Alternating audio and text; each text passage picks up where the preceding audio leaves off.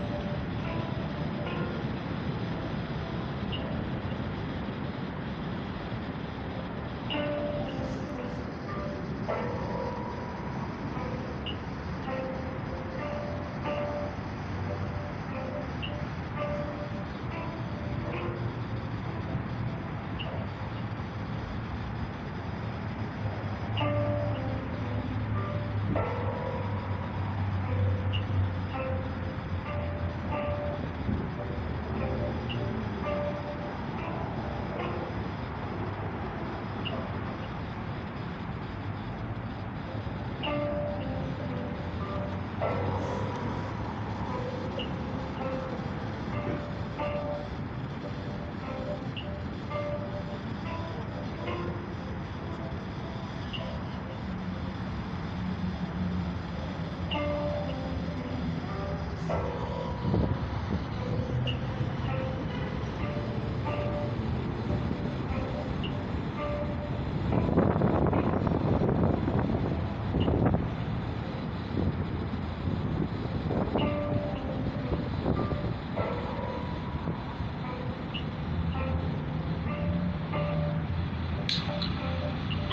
and YouTube live stream will now begin.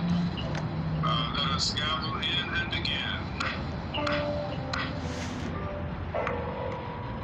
This hearing is now called to order. As this hearing is fully virtual, we must address a few housekeeping matters. For today's meeting, the chair or staff designated by the chair may mute participants' microphones when they are not under recognition for purposes of eliminating inadvertent background noise. Members are responsible for muting and unmuting yourselves. If I notice that you have not unmuted yourself, I will ask you if you'd like the staff to unmute you. If you indicate approval by nodding, the staff will unmute your microphone. I remind all members and witnesses that the 5-minute clock still applies. If there is a technology issue, we will move to the next member until the issue is resolved, and you will retain the balance of your time. You will notice the clock on your screen that will show how much time is remaining. At 1 minute remaining, the clock will turn yellow. At 30 seconds remaining, I will gently tap the gavel to remind members that their time is almost expired. When your time has expired, the clock will turn red, and I will begin to recognize the next member. In terms of the speaking order, we will follow the orders set forth in the House rules, beginning with the chair and ranking member, then alternating between majority and minority members present at the time the hearing was called to order, be recognized in the order of seniority, and finally, members not present at the time of hearing is called to order. Finally, House rules require me to remind you that we have set up an email address to which members can send anything they wish to submit in writing at any of our hearings or markups. That email address is provided in advance to your staff. Last reminder, please ensure that your video is turned on at this time.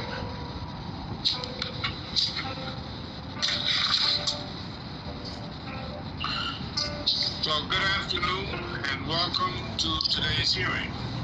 Today we are examining the state of the rural and farm economies through the lens of farm credit. To help us understand the challenges and opportunities our farmers and rural communities face, we're joined by Glenn Smith, Board Chairman and CEO of the Farm Credit Administration, and Jeff Hall, Chairman of the Farm Credit System Insurance Corporation. We're glad to have you back with us once again. I know we juggled the schedule a bit to have this hearing, and I appreciate your flexibility. Last year we held a budget hearing with the Farm Credit Administration before the entire landscape changed due to COVID-19. Just weeks after that hearing, there were reports of farmers dumping thousands of gallons of milk and plowing under acres of produce. But even before the pandemic, the farm sector was facing many challenges, including trade uncertainties, large commodity supplies, weak prices, extreme weather, and high levels of debt and bankruptcy.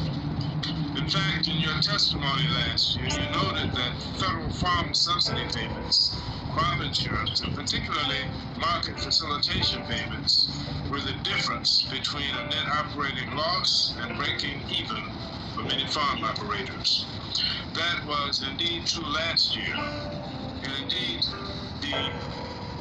in addition to the MFP payments, which aided farmers directly impacted by retaliatory tariffs, USDA also provided assistance through the Coronavirus Food Assistance Program for agricultural producers that were affected by the coronavirus pandemic.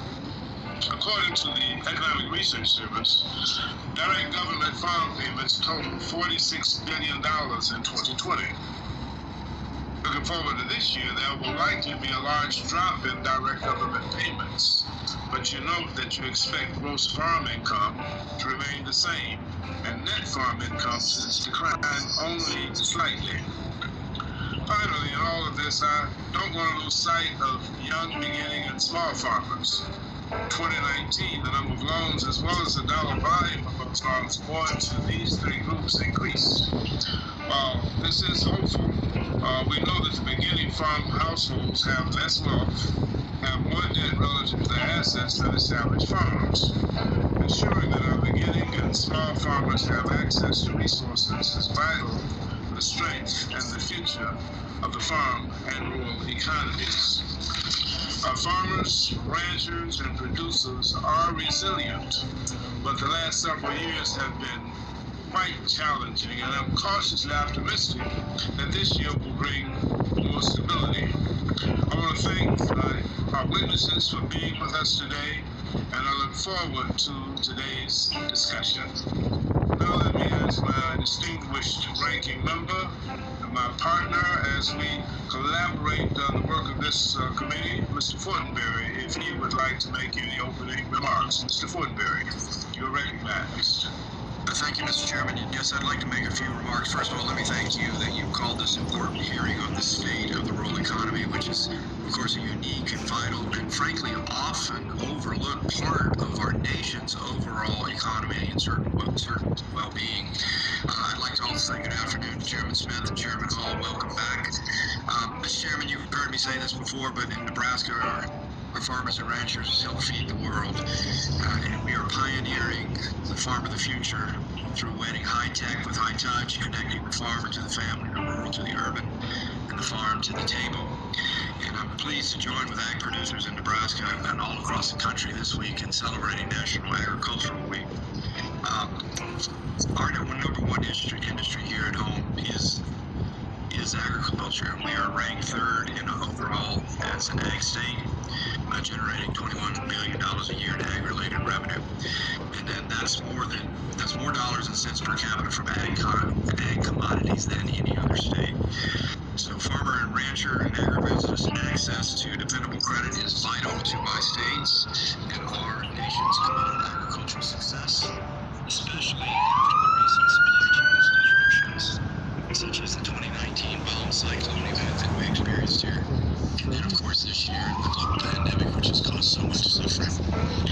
Our regional banks extended critical financial resources to aid our farmers and ranchers during this last year. I heard from a number of sectors in my district just how important this credit was. The farm credit system allowed many farmers and communities to get back on their feet, and for that I'm thankful. As a result, net farm income last year was the highest that it has been since 2013. Mr. Chairman, if you allow me just a few more moments, I'd like to touch upon three major areas with our witnesses. First, I'm eager to receive an update on the current state of the farm economy as well as any risks to the farm credit system. And as banking regulators, one of your fundamental duties is to determine if the system portfolio is diversified enough to avoid shocks that could ripple across other sectors. And I see a common thread in the peaks and troughs of the past 10 years: export sales to China, especially for fundamental crops such as soybeans and corn. China is our major export market and our fiercest competitor and our greatest adversary. I'd like to know how big of a risk to our banking system and our rural communities is this one nation of China. And second, the average age of a farmer in America is 58 years old now. Our Chairman Bishop mentioned this, the Young Beginning and Small Farmer Rancher Program. Your testimony today will note the farm credits work with the USDA Farm Agency for young and beginning lenders to use better USDA resources. I appreciate these efforts to grow the ag family, to include younger and more diverse participants, but I'm hopeful that we can see even greater progress. What can your system do to ensure that we have a more sustainable farm system, if you will, to ensure that we have the best ag economy in the world?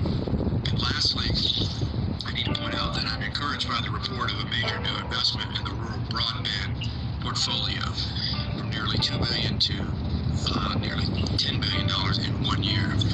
You wisely noted in your written testimony that broadband has become essential to the survival of rural communities. Here's a consideration, though. The Chairman and I have thought aggressively about this. Wires laid do not automatically translate into a more vibrant, economically robust, and culturally connected rural community. We need to dig deeper to determine determine other important yields from these investments as they lend themselves to what I call creating an ecosystem of livability, telehealth, telework, precision agriculture, distance learning, and a number of other metrics by which we would like to see outcomes. We also need to look at the fundamental definition of what rural means. Chairman Bishop and I were able to expand the Reconnect program to include communities that are rural in character, and I think this was important, so that slightly larger rural communities are not deprived of necessary capital. Finally, the farm credit system should continue to play a key role in ensuring that America has among the lowest per capita grocery prices in the world. Again, another statistic that we tend to forget.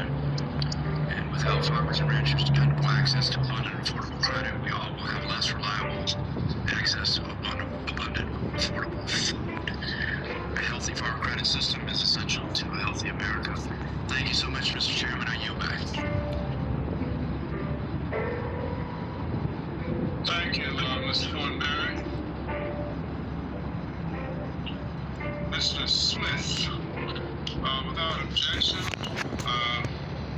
your entire written testimony will be included in the record, and I will now recognize you for a brief summary statement, and then we'll proceed with questions from the members of the committee. Mr. Smith, welcome, and welcome also to your counterpart. We're delighted to have you with us once again.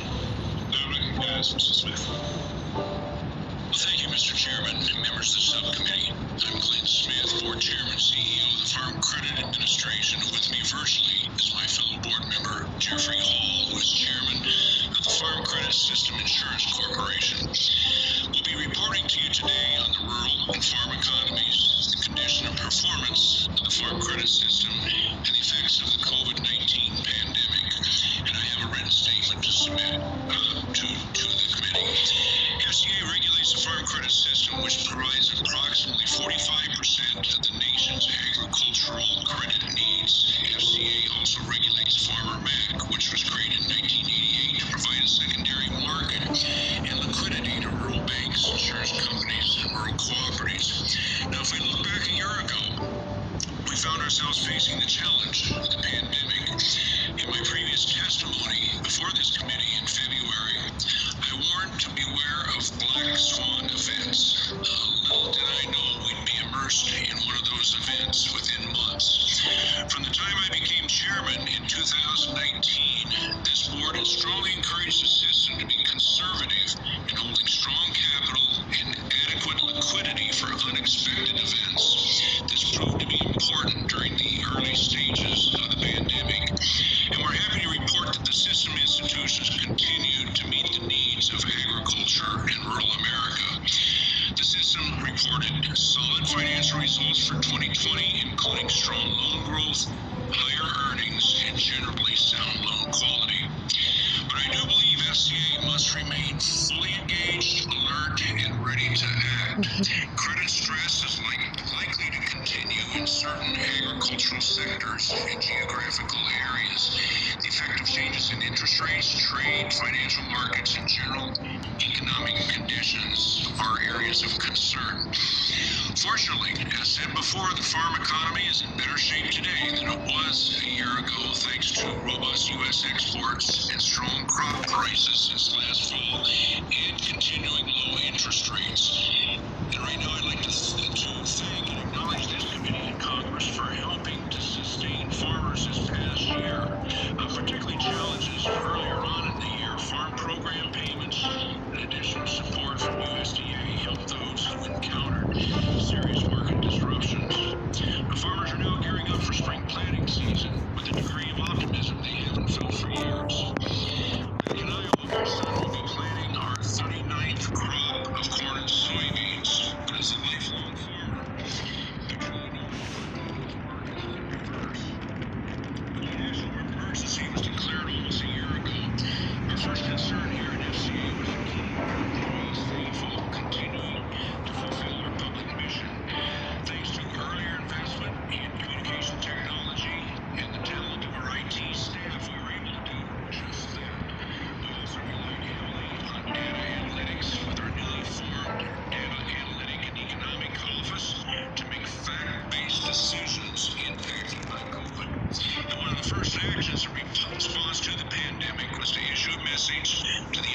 businesses we regulate, urging them to work with borrowers affected by the pandemic and notify them that we can provide some temporary regulatory relief.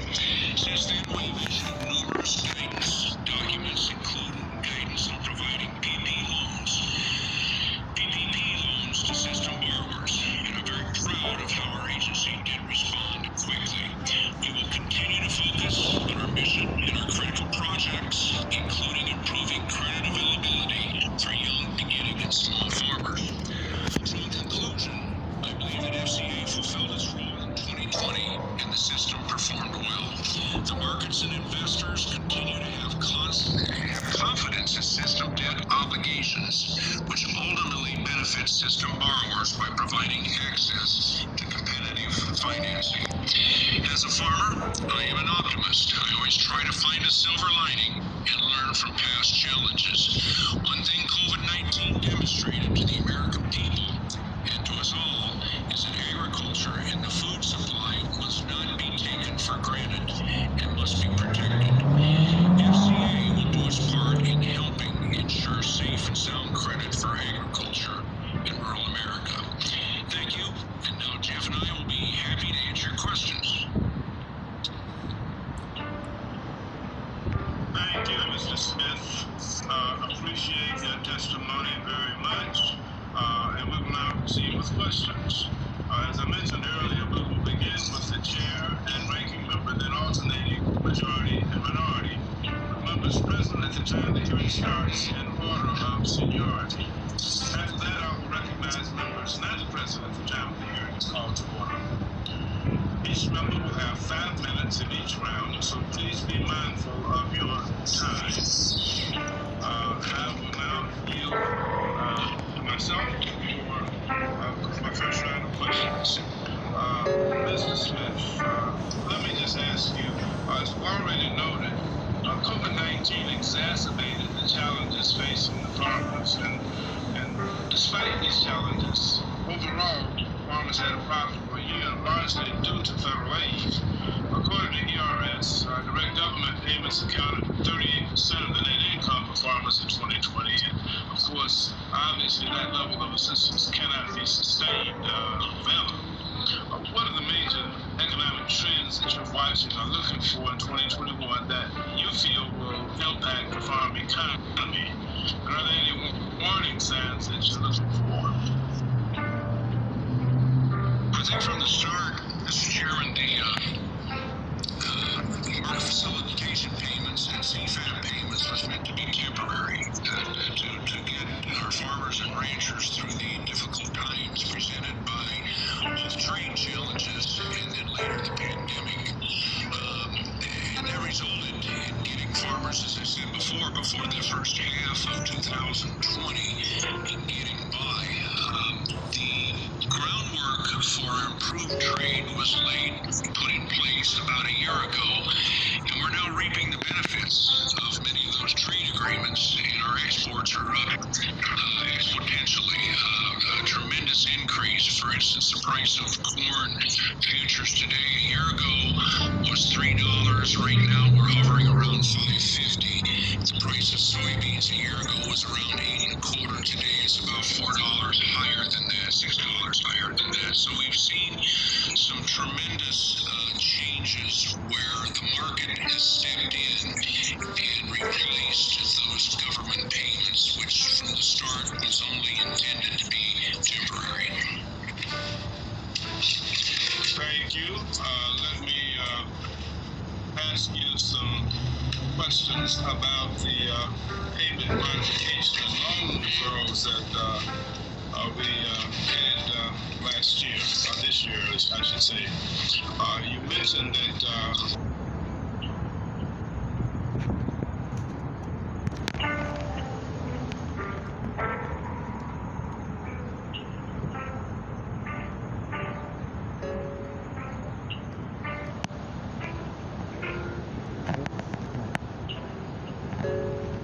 It's still like that.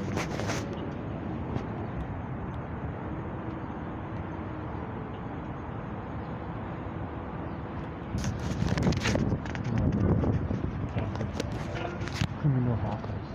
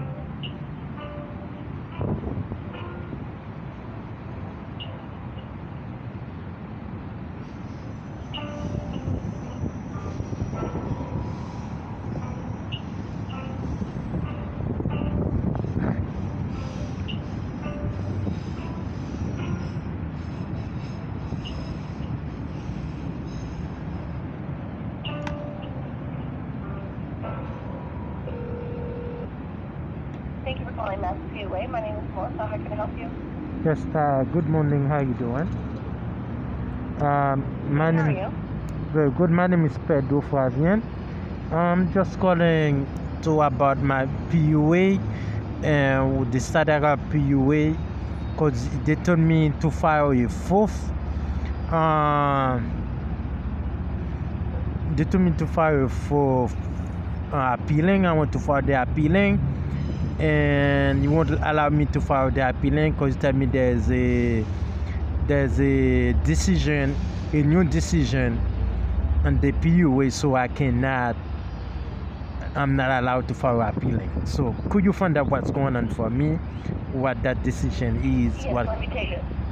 Okay, Yes, let me take a look at your account. Could I get your social, please? hold on, let me get the ID